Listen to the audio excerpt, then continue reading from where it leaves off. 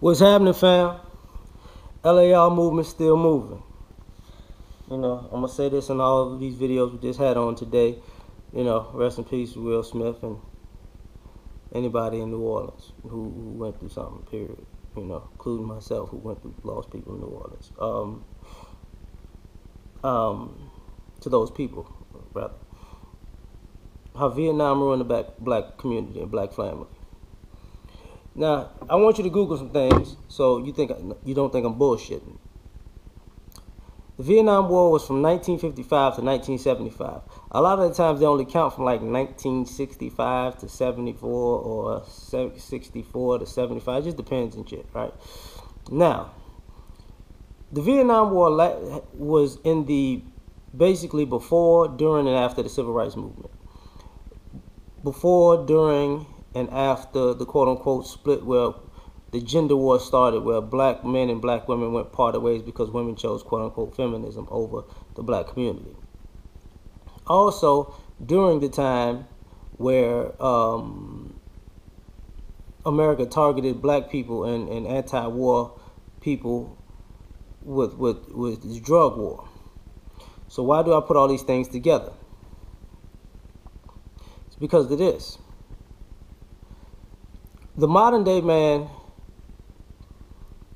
when we listen to the modern day women say, "Oh, black men were oppressing us and they were doing this to us," and we look at people like, "Bitch, what are you talking about?" And I hate to use the word "bitch" in this situation, but that's what people think because the shit is so far fetched that it's like, what?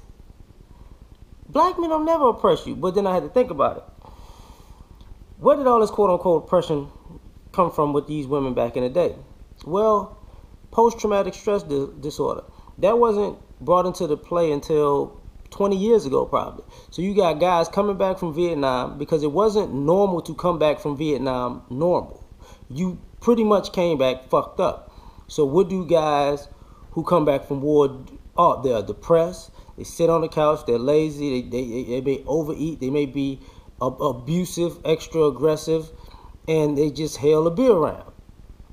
So this is probably where the quote-unquote oppression came from. And it spawned into all this bullshit outside of that because nobody ever addressed the fact that these guys actually went to war and came back fucked up. Not to mention that they came back fucked up. We leave out the part that they came back fucked up and had to deal with American society and the racism in it. Just forgetting that part. Now, the other part of it is with the welfare system. Women chose to use welfare. Yup, sure did. But the way we talk about it is at some point it was an agreement between men and women. And that agreement, nobody ever seems to think about, that agreement probably meant that some of the guys were smart enough to know they needed time to decompress. The white community understood they needed time to decompress, but the racism of the country, when they got their bearings right, they kept the family together. Like, okay, we good now, let's move forward. Black community, it didn't do that. Into the fact that we talking about the drug war, right? The heroin. Now, weed was popular too back then. It was weed and heroin in Vietnam. So you over there fighting, quote unquote, for the country, and you in Vietnam, you probably got a weed and heroin. You got a weed addiction or heroin addiction as a way to deal, as a coping mechanism. You're over there, the same government brings those drugs back and puts them into your community. And now you're on that shit. And people are coming back from war different. Now, reference these movies if you're black and you understand what I'm talking about. Jason's Lyric, Dead Presidents, and for newer people, American Gangster. All of these movies, and for colored girls too. All of a lot of this bad imagery comes from people's effect from Vietnam. Not to mention the black exploitation, which I'm going into right now when I'm saying this. When we reference, oh man, when I came up, I was around, I looked up to the pimps and the hustlers and the drug dealers because they had all the money and the girls. Well, when you use that black exploitation era, when you say this shit, you gotta remember who didn't go to war was the criminals. So, who who look like they had their shit together. Criminals. If you got a guy that's a upright citizen who leaves and comes to war, come back fucked up, and you got this guy who's just criminal minded and been in the streets, when he gets back, but he never goes to war, so he's never really fucked up. Guess who's gonna look more mentally sane? Guess who you're gonna probably want to be around more often? The hustler, the pimp, the drug dealer type guy, because he seems to have all his mental faculties because he's not fucked up from a war. Now you could take, they said at least 9.7 million people were active in the war, but they, like I said before, they only count really like 64 to 75 or 65 to 74. So you forget about the people from 55 on. You get what I'm saying? Because I guess that's when it really kicked off. But it was people there prior to that. Now you evolve all of those things and all of those things to today. To the I don't need a man. We grew up, because people grew up without needing a man in the household, but they don't know what it stems from. We always leave Vietnam out, because when we talk about slavery, dysfunctionality, we go too far from slavery. Reconstruction, in a sense, was the end of dysfunctional behavior. That's why Jim Crow was instituted, because we were ending dysfunctional behavior. People forget about World War I and World War II, Korean War, right? People came back from those wars and they had a certain love for veterans, but those guys came back with their mental faculties and they had businesses and they used their ingenuity to do things. But Vietnam wasn't really the same. People still love veterans, but there was this kind of like, now that I'm looking back on it and looking back on my family and friends and all that, and those families, because the drug culture comes from that Vietnam culture, because they came back hooked on smack, on heroin.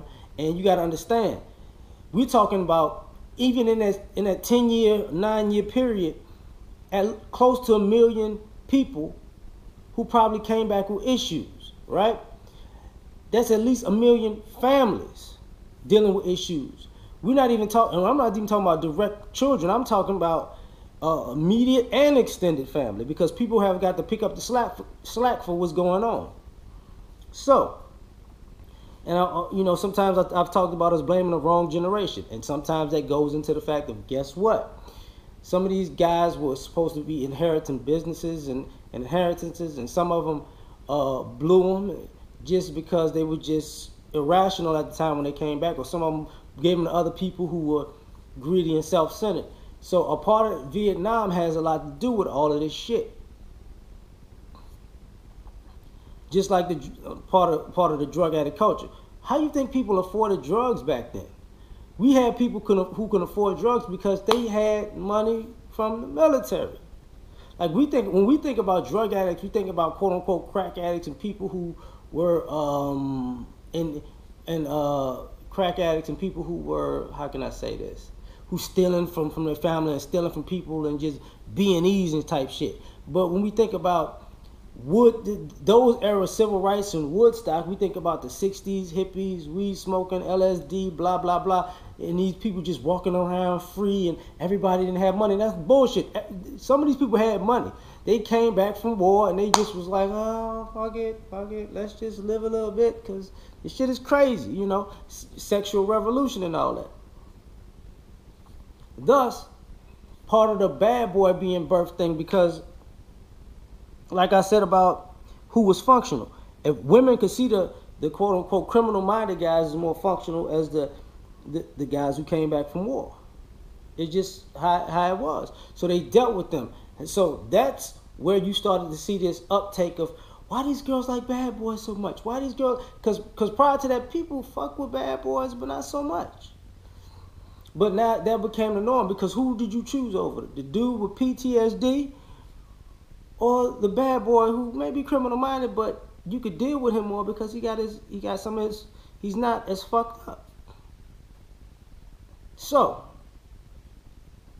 but then say by the 80s, 70s, late 70s, 80s, because you gotta remember, the civil rights movement, they killed the leaders, criminalized people, but then people started getting off, the black community started getting off heroin. So we started building back up.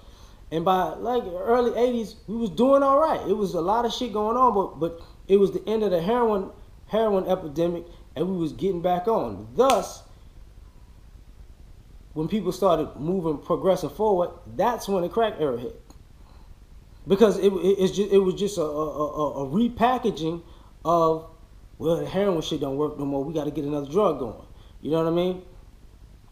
And that's part of the propaganda with Nixon, because you got to think about it.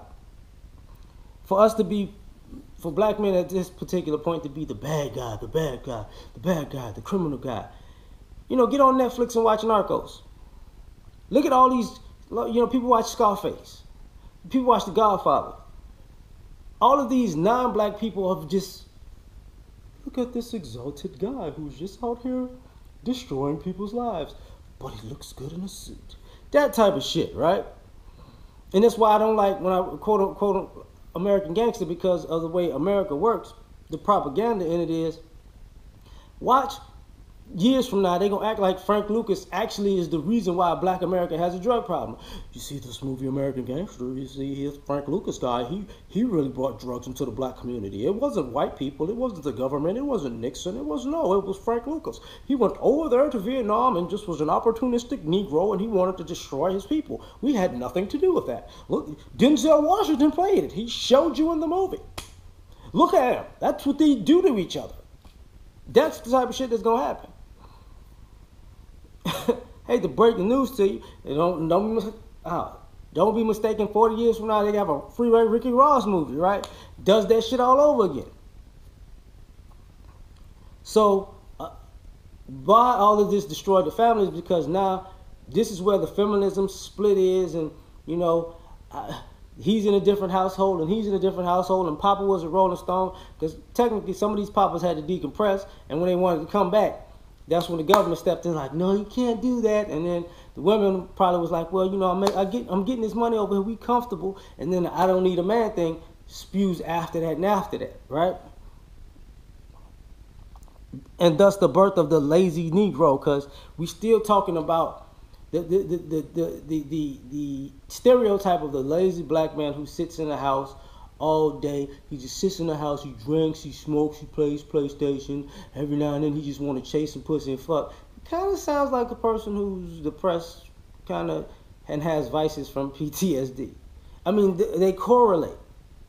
So the next time we talk about what's going on in the community, and we can't figure out how to put, it's just one thing. It's not just one thing. It's a culmination of things that happen in the same era. So I'm saying, when we think about this, do not leave out the Vietnam War, because the Vietnam War is part of what destroyed the black family with everything else. So I'm out on this one. Peace.